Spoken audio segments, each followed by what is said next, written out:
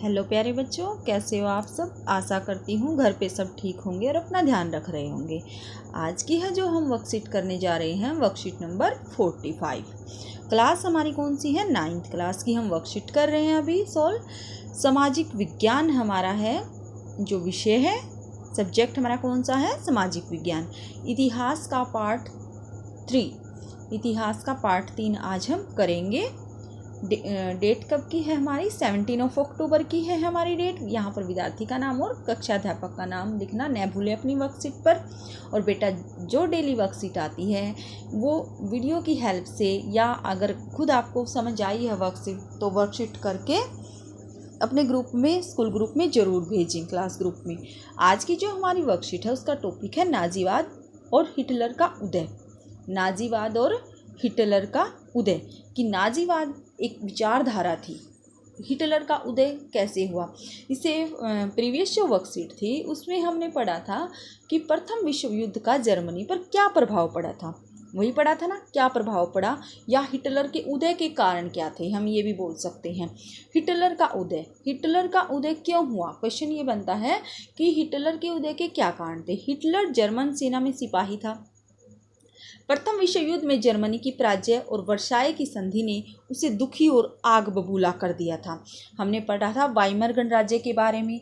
सारा जो पराजय का दोष था वाइमर गणराज्य को, मतलब वाइमर गणराज्य पर लगा दिया गया था और 6 अरब पौंड उन्हें जुर्माना हर जाने के रूप में देना पड़ा था।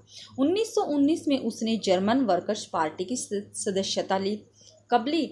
प्रथम विश्व युद्ध कब से कब तक हुआ था? 1914 से 1918 तक हुआ था। कब से कब तक हुआ था? 1914 से 1918 तक। अब 1919 में उसने कौन सी पार्टी की सदस्यता ली? कौन सी पार्टी में शामिल हुआ वो? कौन? हिटलर, जर्मन वर्कर्स पार्टी में, जिसे बाद में नेशनल सोशलिस्ट पार्टी का नया नाम दिया गया। हिटलर की पार्टी कौन सी थी? जर्मन वर्कर्स पार्टी थी। बाद में उसे कौन सा नाम दिया गया? National socialist party.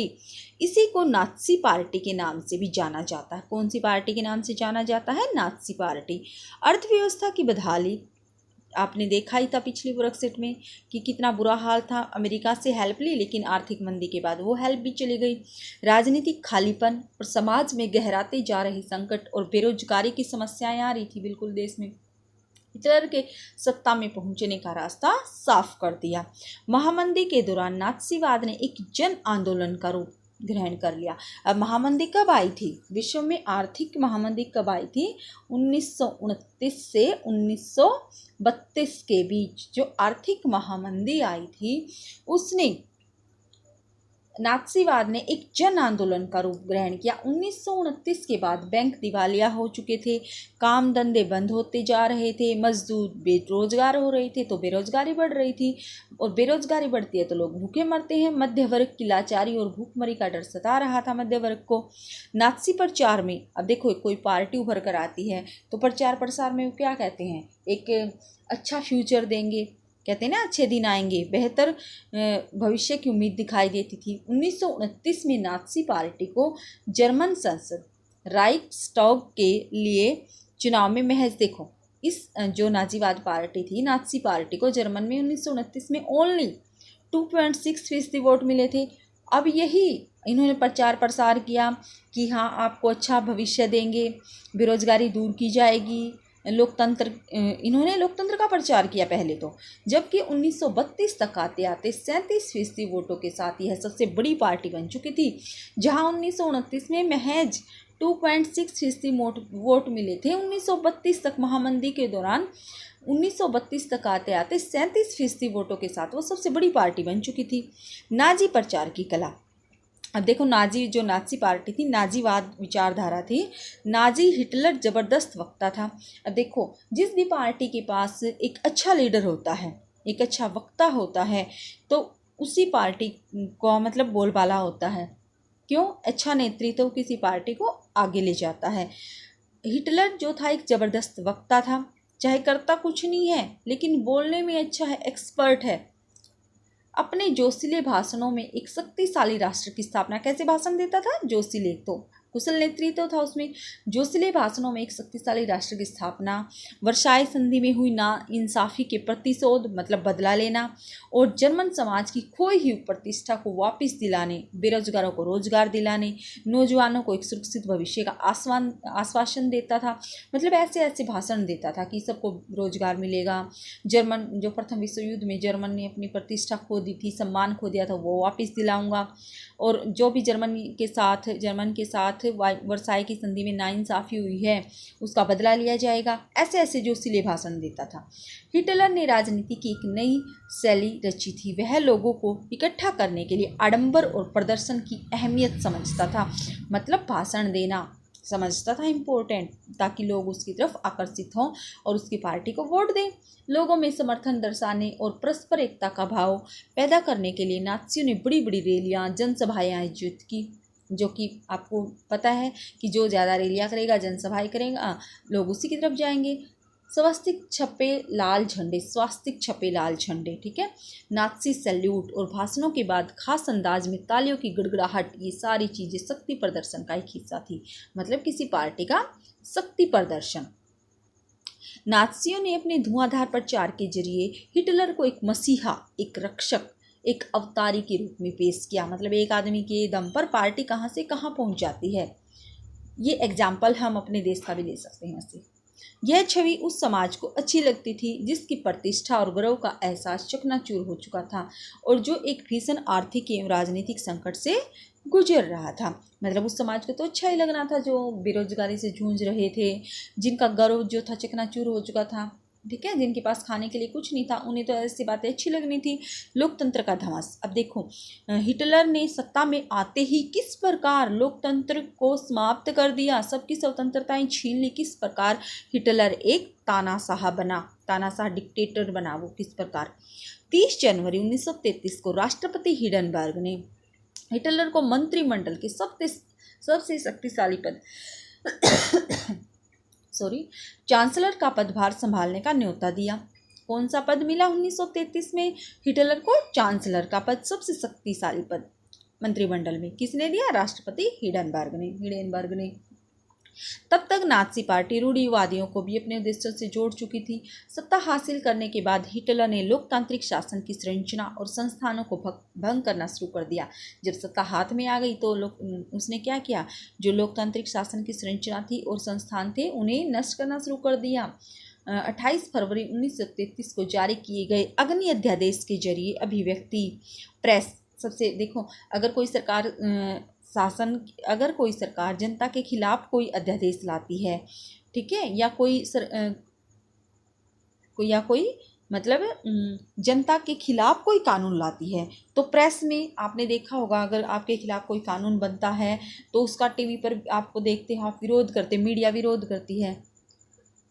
तो हिटलर ने क्या किया? ऐसे प्रेस और सभा करने की आज़ादी जैसे नागरिक अधिकारों को अनिश्चित काल के लिए निलंबित कर दिया, बंद करवा दी प्रेस वगैरह सारी, ठीक है। 3 मार्च 1933 को विशेषाधिकार अधिनियम के जरिए हिटलर को संसद को हाशिए पर धकेलने और केवल अध्यादेशों के जरिए शासन चलाने के निरंकुश अधिकार मिल गए। अब वो संसद भी नहीं, बस ओनली अध्यादेश के जरिए शासन चलाने का उसे निरंकुश क्या होता है कि किसी की नहीं मानना, ओनली मैं ही हूँ डिक्टेटर, निरंकुश अधिकार मिल गए। नाज़ी पार्टी और उससे जुड़े संगठनों के अलावा सभी राजनीतिक पार्टियों और ट्रेड यूनियनों पर पाबंदी लगा दी गई, और दूसरी जो राजनीतिक पार्टियां थी, ट्रेड यूनियन थे, सब पर पाबंदी लगा दी। अर्थव्यवस्था, मीडिया, सेना और न्यायपालिका पर राज्य का पूरा नियंत्रण स्थापित हो गया। तो ऐसी सरकार कौन सी होती है? तानाशाह सरकार, ठीक है। अब देखो, हिटलर के क्वेश्चन है हमारे, ये था हिटलर किस प्रकार जर्मन में हिटलर का राज आया, ठीक है, हिटलर का उदय किस प्रकार हुआ, क्या कारण, और उसने लोगों से क्या वायदे किए, पूरे देश में नियंत्रण स्थापित करने के लिए हिटलर ने कौन कौन से कदम उठाए। ओके, ये 4 क्वेश्चन है, ये मैं आपको रिटर्न में इनके आंसर करवाती हूँ। देखो, फर्स्ट क्वेश्चन है हमारा, हिटलर के उदय के क्या कारण थे?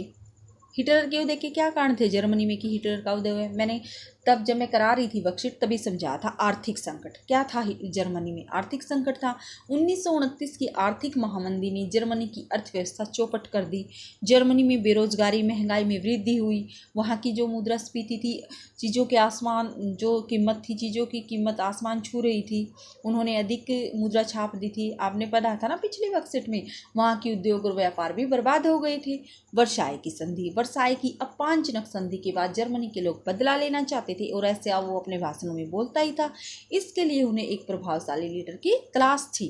ठीक है, हिटलर का व्यक्तित्व। यस मैंने बोला था किसी पार्टी को आगे आने के लिए, उभारने के लिए एक कुशल नेतृत्व की जरूरत होती है, जो कि किस में था, हिटलर में था। हिटलर का प्रभावशाली व्यक्तित्व, अच्छा वक्ता होना, प्रचार की कला भी उसके उदय में सहायक बनी। राजनीतिक उथल फुथल, जर्मनी के लोगों का लोकतंत्र से विश्वास उठ गया था, इसलिए उन्होंने आसानी से हिटलर पर विश्वास कर लिया। ठीक है, ये था हमारा फर्स्ट क्वेश्चन। सेकंड देख लेते हैं क्या था। जर्मन लोगों से हिटलर ने क्या वायदे किए, सत्ता में आने के लिए उसने क्या क्या वायदे किए। जनसभाएं की जाती थी, रैलियां की जाती थी, तो उनमें क्या वायदे करता था। देश की खोई प्रतिष्ठा लौटाई जाएगी, मतलब वर्साई की जो अपमानजनक संधि थी उसका बदला लिया जाएगा और देश की प्रतिष्ठा लौटाई जाएगी। जर्मनी को फिर से महाशक्ति बनाया जाएगा। 3 है, बेरोजगारों को रोजगार दिया जाएगा। देश की अर्थव्यवस्था को वापस पटरी पर लाया जाएगा। और तब तो बोला था कि लोकतंत्र की स्थापना की जाएगी। थर्ड क्वेश्चन है, देखो पूरे देश में नियंत्रण स्थापित करने के लिए हिटलर ने क्या क्या कदम उठाए। जनसंचार के माध्यमों का उपयोग किया, रैलियां, जनसभाएं की, राजनीतिक दलों पर प्रतिबंध लगा दिया, प्रेस की आज़ादी पर प्रतिबंध लगा दिया, स्पेशल फोर्स का गठन किया, तानाशाही की उसने स्थापना की। ठीक है, देखो प्रेस की आज़ादी, क्योंकि प्रेस अगर वो कुछ गलत काम करता, लोगों के खिलाफ काम करता तो प्रेस तो बताती, तो उसने क्या किया, प्रेस की आज़ादी पर प्रतिबंध लगा दिया। नेक्स्ट फोर्थ क्वेश्चन है हमारा, क्या मीडिया पर प्रचारित बातों और विचारों से आप प्रभावित होते हैं। एक उदाहरण दीजिए, एक उदाहरण देना है। हाँ, हम सभी मीडिया पर प्रचारित बातों और विचारों से प्रभावित होते हैं। देखो मीडिया की बातों का हम पर प्रभाव पड़ता है। अब कह रहे हैं हम कि हाँ जैसे हमारी सेना ने चीन की सेना को पछाड़ दिया तो हमें कितना गर्व फील होता है। हमें मीडिया से ही तो पता चलता है ये सारी बातें, हम उनके विचारों से प्रभावित होते हैं। हम विज्ञापन का उदाहरण दे सकते हैं, जैसे मैंने एग्जाम्पल दिया है। आप कोई विज्ञापन देखते हो, मान लो मैं कहती हूँ आप बार बार कोई विज्ञापन आ रहा है, जैसे कि आपके बालों के लिए ही कोई विज्ञापन आया है, तो बार बार वो दिखाते हैं कि इस शैम्पू से आपके इतने लंबे बाल हो जाएंगे, ठीक है, बाल झड़ना बंद हो जाएंगे, तो आप उस विज्ञापन से प्रभावित होते हैं या नहीं। जितना आकर्षक है, मतलब विज्ञापन कितनी बार आ रहा है, कितना आकर्षक वो आपको लगता है, उतना ही अधिक हमारा मन उस प्रोडक्ट को खरीदने के लिए करेगा। जैसे हम अपना मोबाइल फ़ोन खरीदने से पहले विज्ञापन को देख करके अपना मन बना लेते हैं। मोबाइल का भी एग्जाम्पल दे सकते हो, या कोई खाने की चीज़ है, नूडल्स हैं, मैगी हैं, हम विज्ञापन देखते हैं, एडवर्टाइजमेंट देखते हैं ना, ऐड देखते हैं टीवी पर, तो उनसे प्रभावित होकर हम बहुत सारी चीज़ें खरीद लेते हैं। तो ये क्या है, हाँ मीडिया पर प्रचारित बात और विचारों से हम प्रभावित होते हैं। और भी आप एग्जाम्पल लिख सकते हो, मैंने शैम्पू का दिया है, नूडल्स का दिया है, आप और भी जो चीज़ें आपने कभी खरीदी है उनका भी आप एग्जाम्पल दे सकते हो। ये थी जो आज की हमारी वर्कशीट थी। हमारी वर्कशीट का मेन क्या था, नाजीवाद और हिटलर का उदय। और जो मैंने इसके 4 क्वेश्चन आए हैं वो 4 क्वेश्चन मैंने आपको रिटर्न रूप में दे दिए हैं। वीडियो को पॉज करके आप वहां से क्वेश्चन के आंसर लिख सकते हो। बेटा वीडियो आपके लिए हेल्पफुल है तो मेरी वीडियो को लाइक ज़रूर करें, चैनल को सब्सक्राइब कर लें ताकि आगे आने वाली वीडियो की अपडेट आप तक पहले ही पहुँच जाए और आप अपनी वर्कशीट को वीडियो की हेल्प से कंप्लीट करके अपने ग्रुप में जल्दी से भेज दें। Thank you, have a nice day.